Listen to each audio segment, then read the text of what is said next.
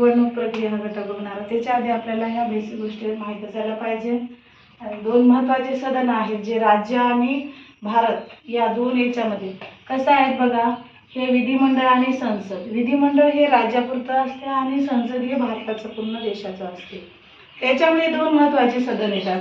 त्याच्यामध्ये विधान परिषद आणि विधानसभा, त्याच्यानंतर न्यायमंडळ आणि कार्यकारी मंडळ यांचा समावेश असतो। त्याच प्रकारे संसदेमध्ये सुद्धा राज्यसभा आणि लोकसभा, त्याच्यानंतर कार्यकारी मंडळ, त्याच्यामध्ये न्यायमंडळ सुद्धा येते। आता याच्यामध्ये महत्त्वाचे म्हणजे काय, विधान परिषद। विधान परिषदाची सदस्य संख्या 78 आहे। मग इकडंच काय असते, तशाच प्रकारचं राज्यसभा आणि विधानसभा इकडे आणि इकडे लोकसभा, दोघांचा फरक सारखाच आहे। इकडं जसा राज्यपाल असतो, इकडे राष्ट्रपती असतो। राज्यासाठी राज्यपाल असतो, देशासाठी काय असतो, राष्ट्रपती असतो।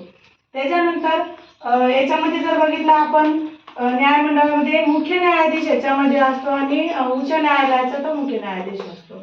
आणि याच्यामध्ये उच्च न्यायालय कुठे आहे, आपलं मुंबईला आहे। तसंच काय आहे, सर्वोच्च न्यायालय। सर्वोच्च न्यायालय म्हणजे काय, सुप्रीम हायकोर्ट आपण दिल्लीत आहे। अख्ख्या देशाचं न्यायमंडळ तिथं असतो, न्यायालय असतो आणि तो दिल्ली इथं आहे।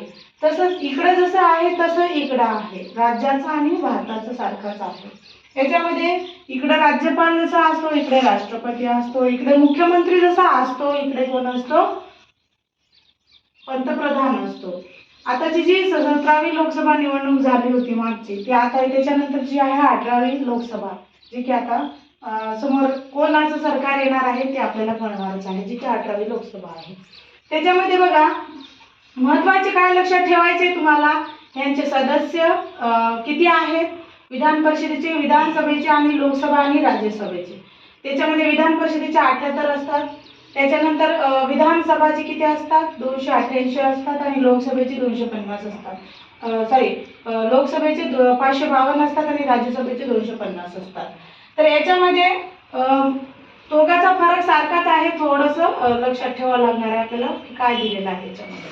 ठीक आहे, एवढं समजलं असेल तुम्हाला भारतीय याच्यामध्ये राज्यशास्त्राच्या याच्यामध्ये।